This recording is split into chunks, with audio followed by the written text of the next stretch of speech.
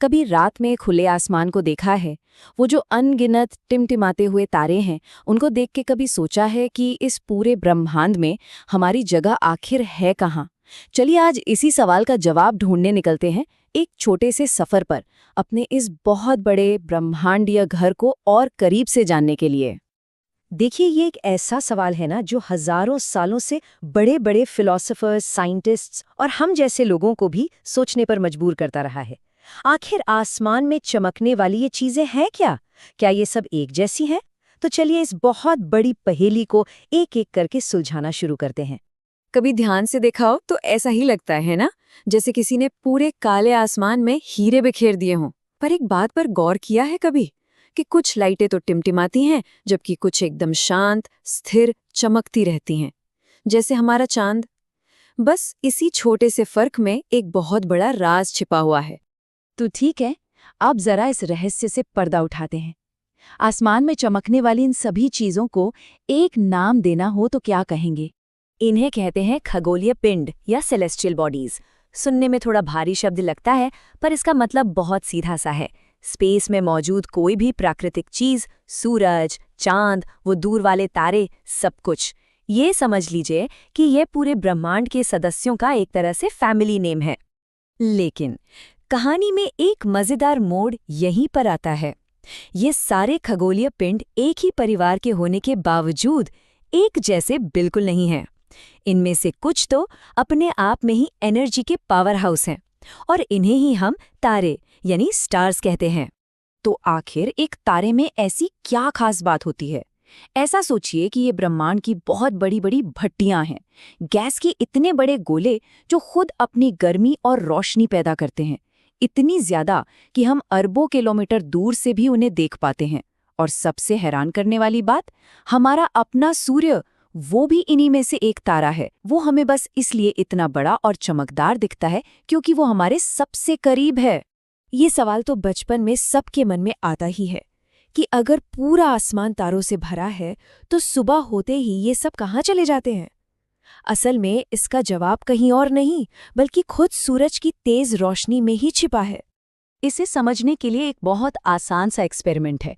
सोचिए, एक अंधेरे कमरे में टॉर्च की रोशनी के वो छोटे छोटे बिंदु रात के तारे हैं। वो साफ दिख रहे हैं, लेकिन जैसे ही कमरे की मेन लाइट जलाई, जो कि हमारा सूरज है, तो क्या हुआ? वो छोटे बिंदु उसकी तेज चमक में कहीं खो गए। वो हैं अभी भी वहीं, पर अब हम उन्हें देख नहीं सकते।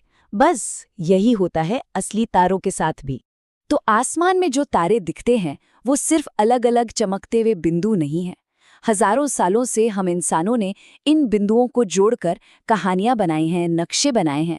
चलिए देखते हैं कि हमारे पूर्वजों ने इस ब्रह्मांडीय कैनवास पर कैसी तस्वीरें बनाई। तारों के इन पैटर्न्स को हम कहते हैं नक्षत्र मंडल या कॉन्स्टलेशंस। ये सिर्फ तारों के झुंड नहीं थे, बल्कि ये रात के आसमान के पहले नक्शे थे, पहली कहानियों की किताबें और पहले कैलेंडर भी थे। एक तरह से ये हमारे पूर्वजों का कॉस्मिक जीपीएस सिस्टम था। इसका एक बहुत ही मशहूर उदाहरण है सप्तर्षि, यानी 7 ऋषियों का समूह। हमारे पूर्वज वाकई में बहुत होशियार थे। वो इन 7 तारों की मदद से एक ऐसे तारे को ढूंढ लेते थे जो हमेशा एक ही जगह पर रहता है, ध्रुव तारा। और ध्रुव तारा हमेशा उत्तर दिशा बताता है। सोचिए, बिना किसी कंपास के सिर्फ तारों को देखकर रास्ता खोज लेना, कमाल है ना? तो अभी तक हमने बात की ब्रह्मांड के सुपरस्टार्स की, यानी तारों की। लेकिन आसमान में कुछ ऐसी भी चीजें हैं जो खुद नहीं चमकती, बल्कि इन सितारों से रोशनी उधार लेती हैं। ये हैं हमारे सौर मंडल के घुम्मक्कड़, और इन्हें हम कहते हैं ग्रह या प्लैनेट्स। ये शब्द ग्रीक भाषा के प्लैनेटाई से आया है, जिसका मतलब होता है घूमने वाले। क्योंकि पुराने जमाने में लोगों ने देखा कि ये आसमान में अपनी जगह बदलते रहते हैं, इनकी अपनी कोई रोशनी नहीं होती। ये तो बस बड़े बड़े आईनों की तरह हैं जो हमारे सूरज की रोशनी को हम तक वापस भेजते हैं। तो इसे याद रखने का सबसे आसान तरीका क्या है? तारा एक बल्ब की तरह है और ग्रह एक शीशे की तरह। एक रोशनी बनाता है, दूसरा सिर्फ उसे दिखाता है। बस यही सबसे बड़ा फर्क है दोनों में। और जब हम इन सब को यानी हमारे तारे सूरज को, उसके चारों ओर चक्कर लगाने वाले ग्रहों को, उनके चंद्रमाओं को और बाकी छोटी मोटी चीजों को एक साथ मिला देते हैं तो बनता है हमारा अपना सौरमंडल। ये एक बहुत बड़ा ब्रह्मांडीय परिवार है और सूरज इस परिवार का मुखिया है जो अपनी ग्रेविटी से सबको एक साथ बांध कर रखता है। तो चलिए अब इस शानदार परिवार के कुछ सदस्यों से मिलते हैं। एक छोटा सा लेकिन बहुत ही दिलचस्प टूर करते हैं अपने सौरमंडल का। ये ग्रह ऐसे ही कहीं भी नहीं घूमते, सबके सब सूरज के चारों ओर अपने एक फिक्स रास्ते पर ही चलते हैं, जिसे कक्षा या ऑर्बिट कहते हैं। ये एक बहुत बड़े रेस ट्रैक की तरह है और हर ग्रह अपनी ही लेन में रहता है, कभी एक दूसरे से टकराता नहीं। और इस रेस ट्रैक पर एक चक्कर पूरा करने में सबको अलग अलग टाइम लगता है। जो सबसे पास है बुध, वो सिर्फ 88 दिनों में अपना एक चक्कर पूरा कर लेता है।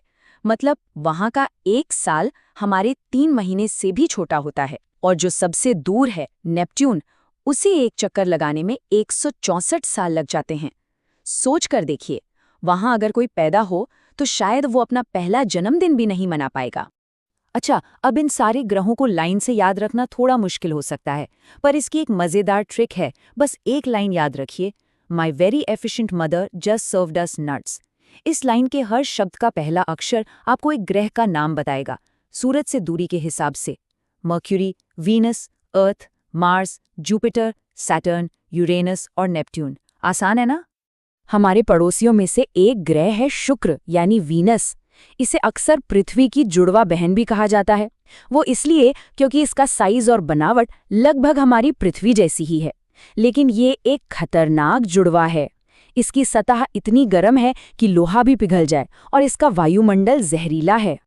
चलिए अब वापस अपने घर आते हैं पृथ्वी पर हम भी अपने सफर में अकेले नहीं हैं।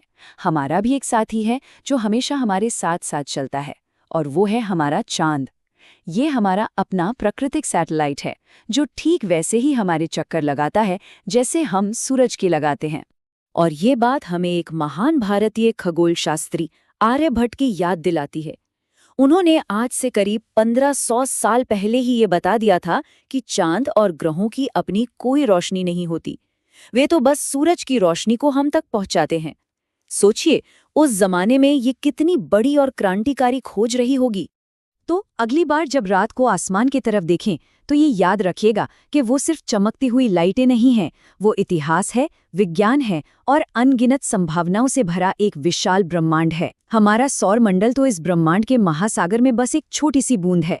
जरा सोचिए, अभी और कितने राज, कितनी नई दुनियाएं होंगी जो खोजे जाने का इंतजार कर रही हैं। आसमान हमारी सीमा नहीं है, ये तो बस शुरुआत है।